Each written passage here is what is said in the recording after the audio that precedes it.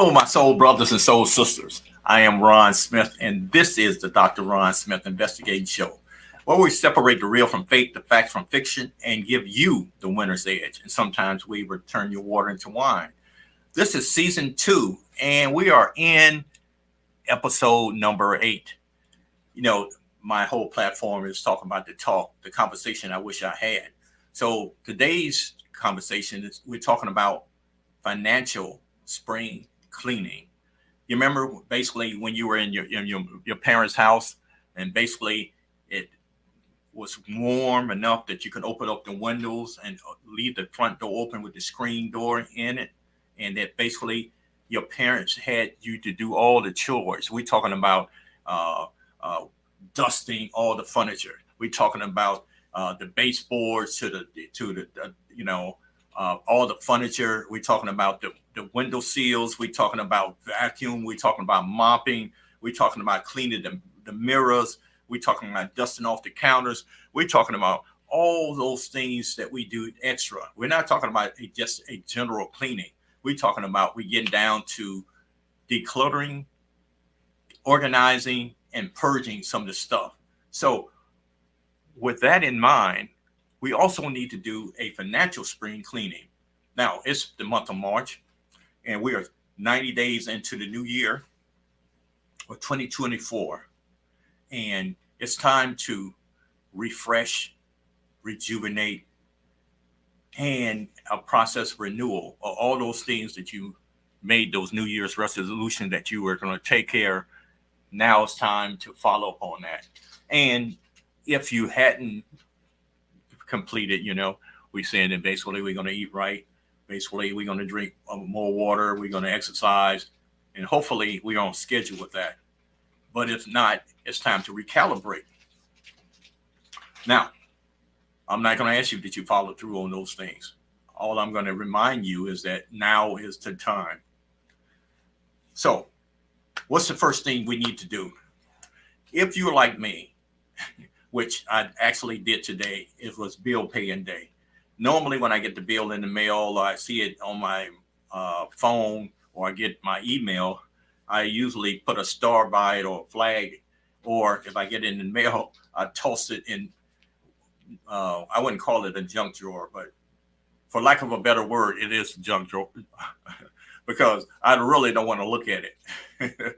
I am learning to embrace bill paying. It used to stress me out. Hopefully you are not like that. You're staying on top of your bills and make sure they're paid and due. But if you got a junk drawer that you put your bills in, make sure you clean and refresh it. And it's tax time. We almost like 3 weeks away before we have to pay tax time. So now we need to start actually putting our receipts on our donations in the 2024 folder.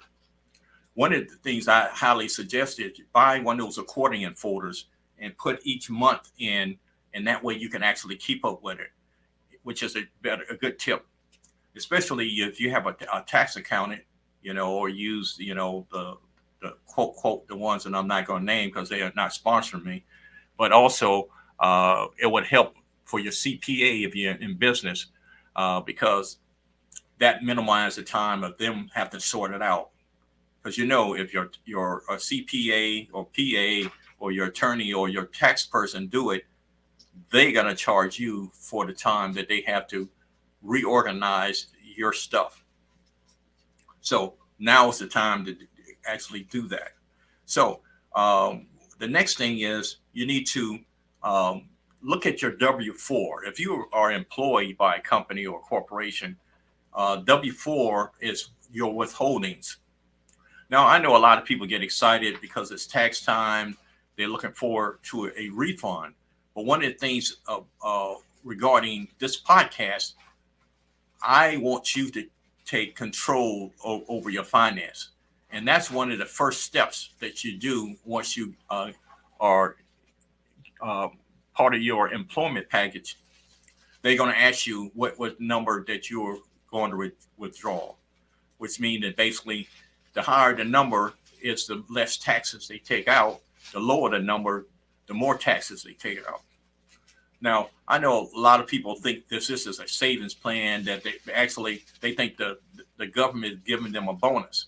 And I'm telling you, that's not true, because the money that you're paying into the system, if you really want to know, from January to May is actually what you that part of your income goes to the taxes. So for 9 months, that money is accumulated interest, and the interest is not going to you; it's going to the person who collects the tax.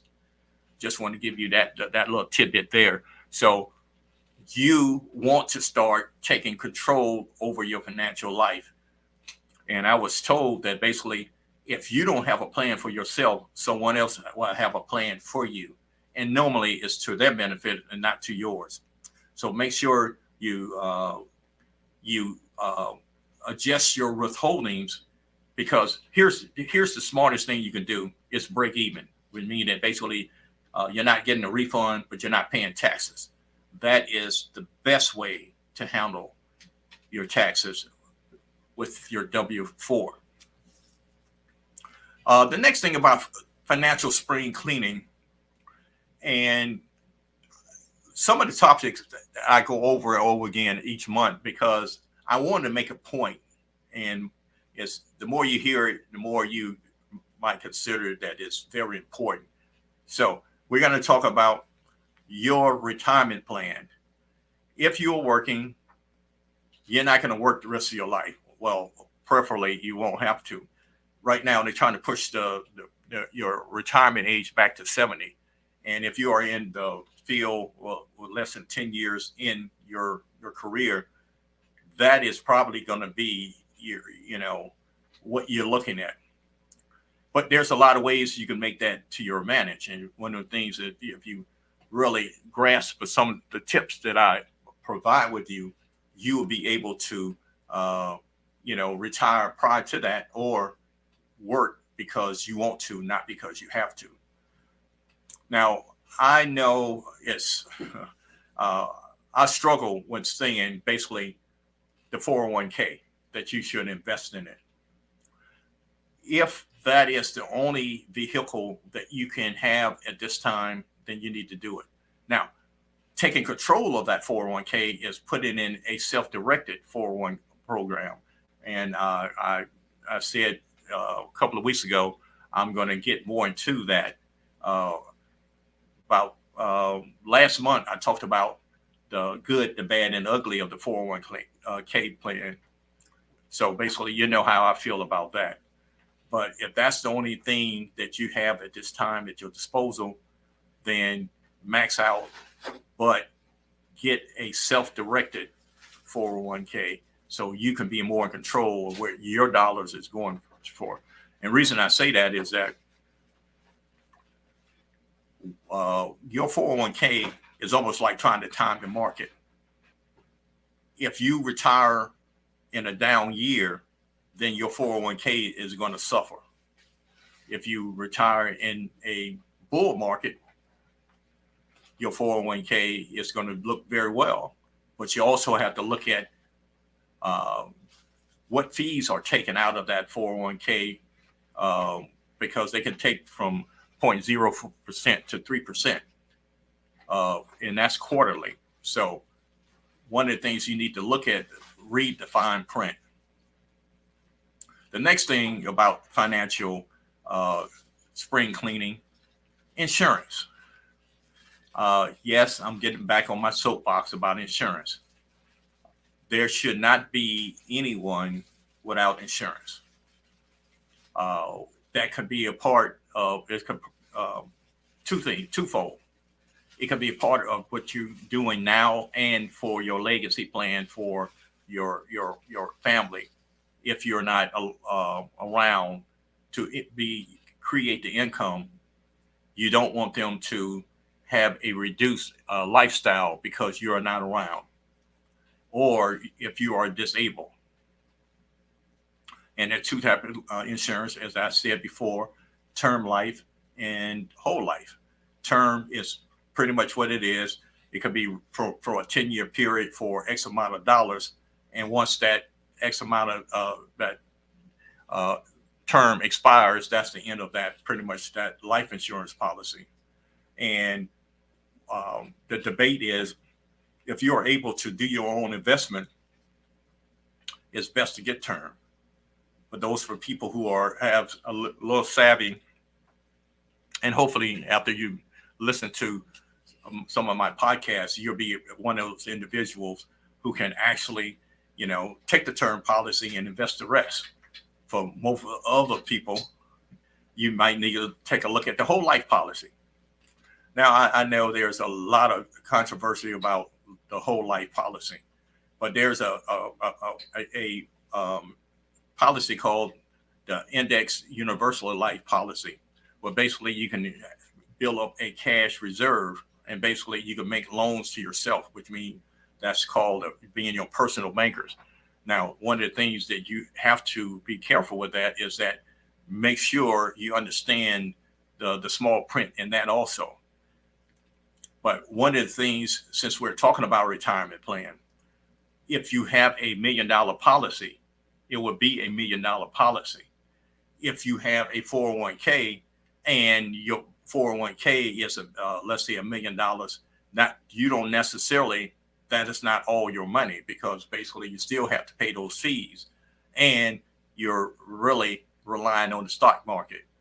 Now, you hear people saying you can't time the market, which is true, but that in essence, that's what you're doing. Wink, wink. You're trying to time the market, that when you retire, that this X amount of dollars you put in over the 20, 30, or 40 years will be available for your use. And the next thing, and of course, I'm on my soapbox again. With a 401k, you are taxed when you start receiving that money. And of course, you have to be 59 and a half and to be able to do that. And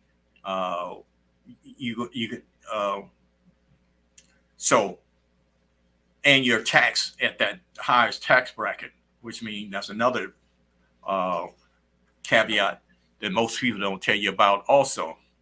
So, and most of your house be paid for in about 30 years if you get 30-year mortgage, 15-year mortgage. If you work 20 years, you'll be paid for. And more than likely, your children will be out of school by the time you retire. So you'll be in that tax bracket with no deductions, which nobody tells you about. So those are things that you should consider.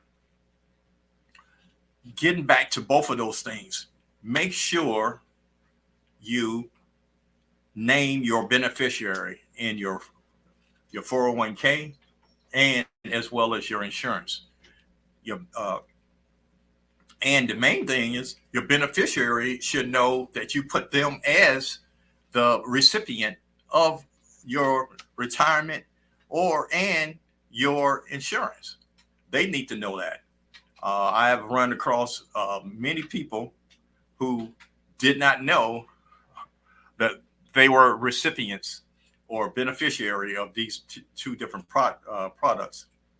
And those things are very, very important, because I think in episode 6, I listed the things that each individual should have as far as their estate planning. And we're going to talk about a little bit of that estate planning in the second half of the show. But I really want to talk about the beneficiary for the next couple of minutes, because they should know where all your important documents are.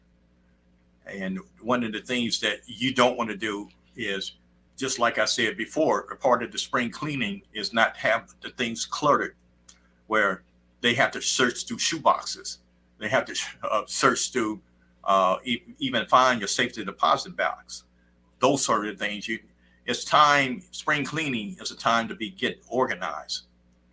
So after we take this short break, we can continue with financial spring cleaning.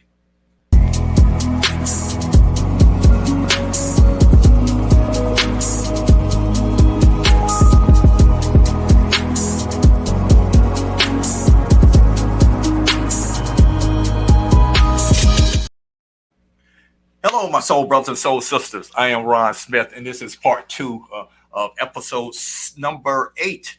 And we're talking about financial spring cleaning. You know, and I mentioned in the first half, just in case you're coming in now, is that, spring cleaning is that time that, especially when I was growing up, that we decluttered, we got organized, and we start purging some of the stuff after the winter break.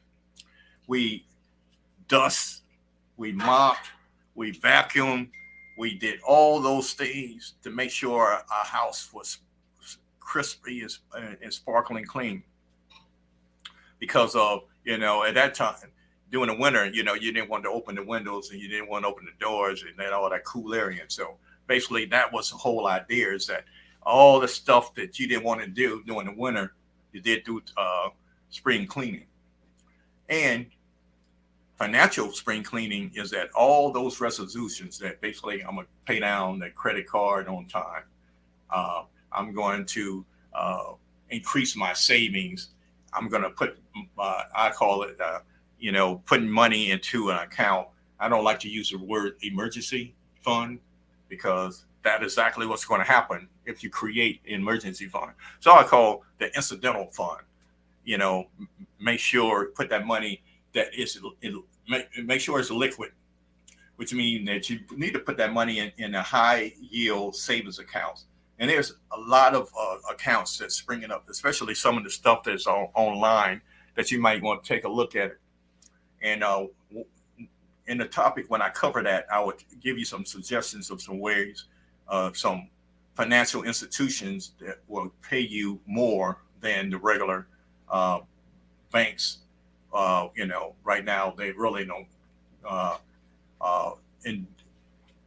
endorse to the way they will embrace you putting your money in a savings account, which means basically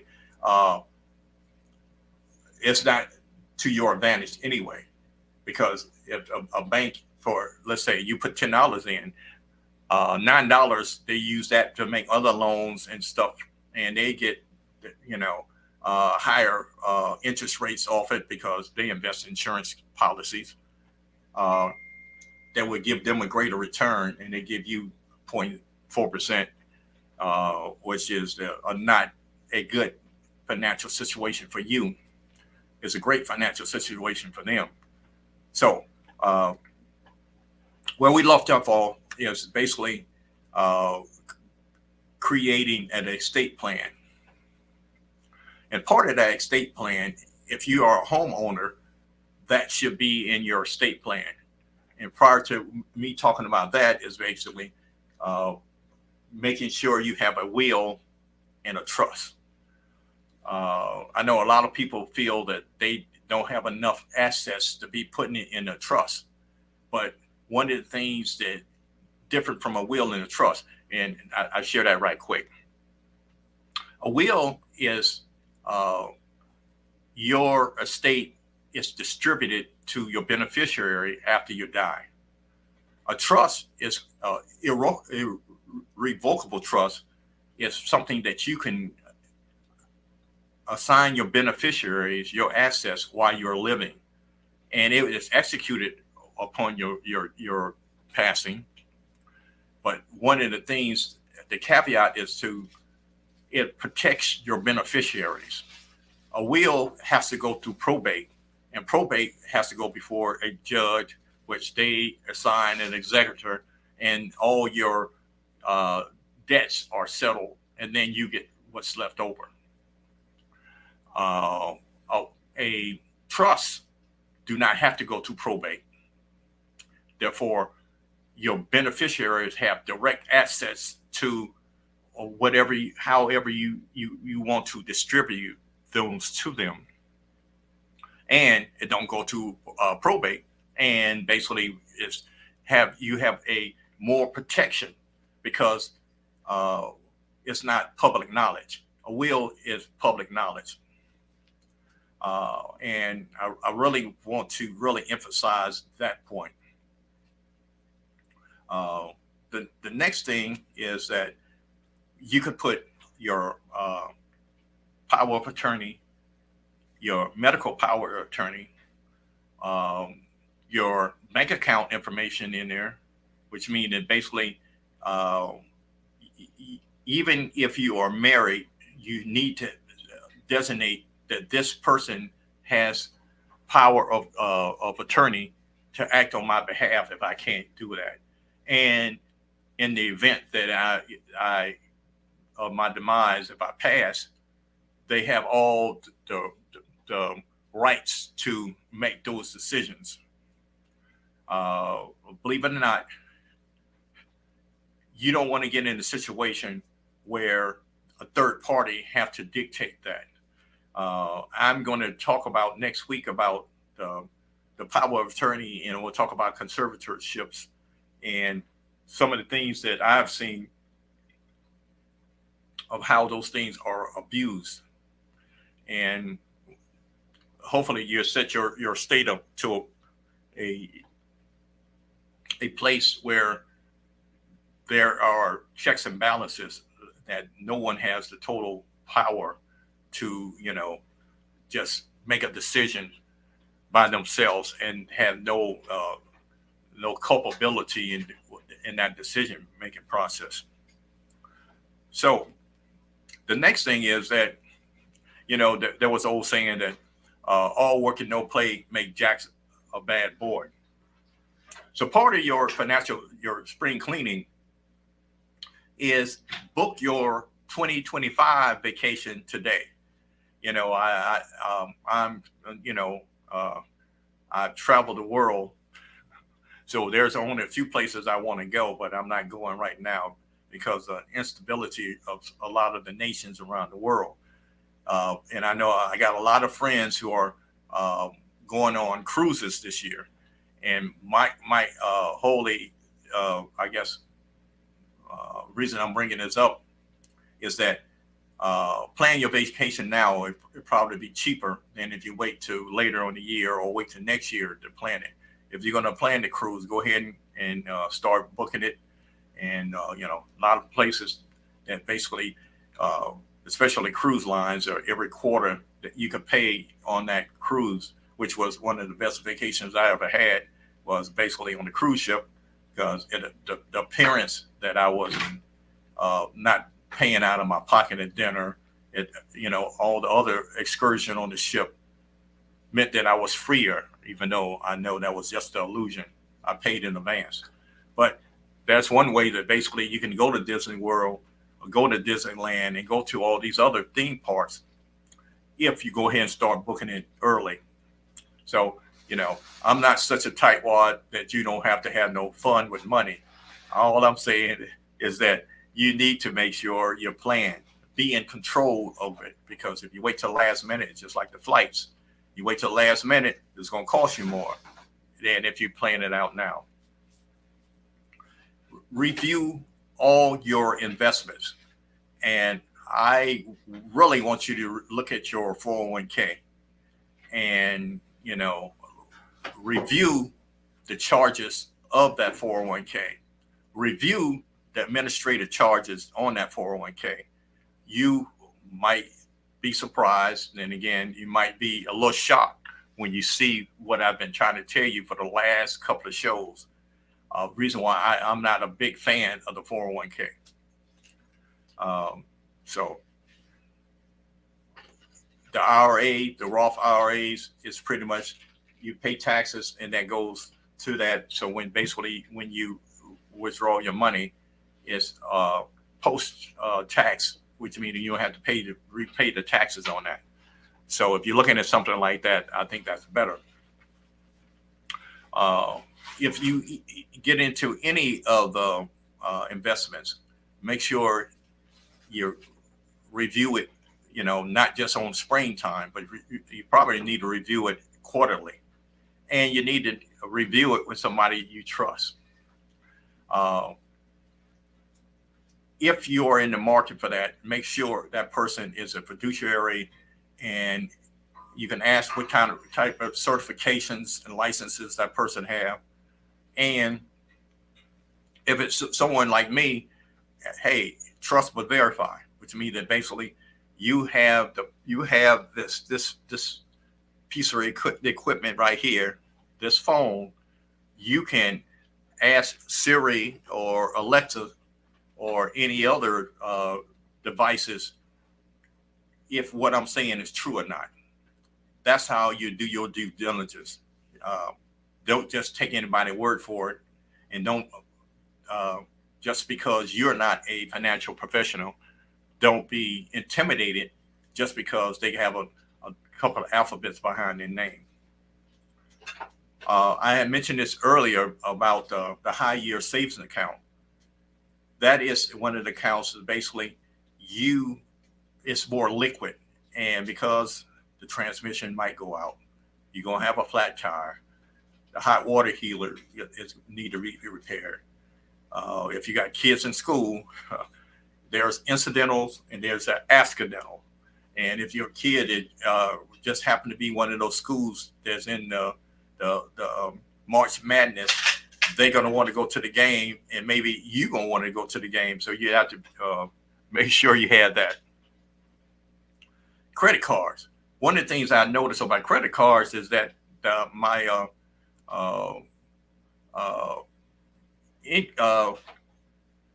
APR increased, and I just called my card.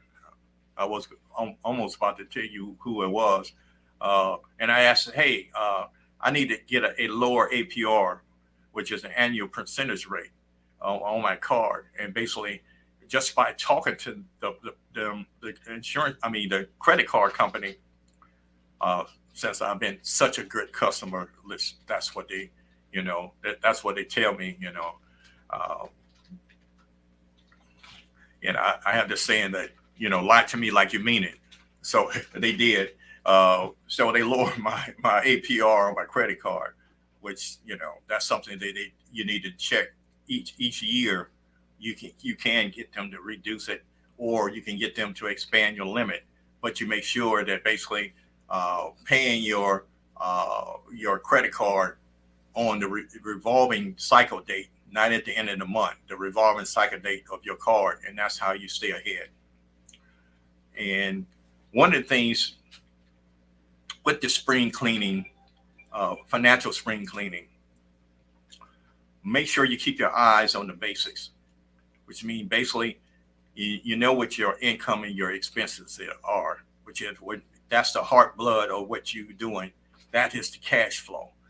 Living below your means is the key to actually overcoming any of the financial challenge you have in the long run.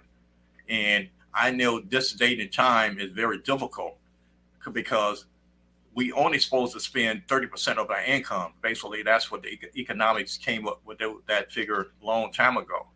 But in today's market, with the housing situation where it is, and it's very difficult to not to go 30%, be more like 45% of your income going towards housing.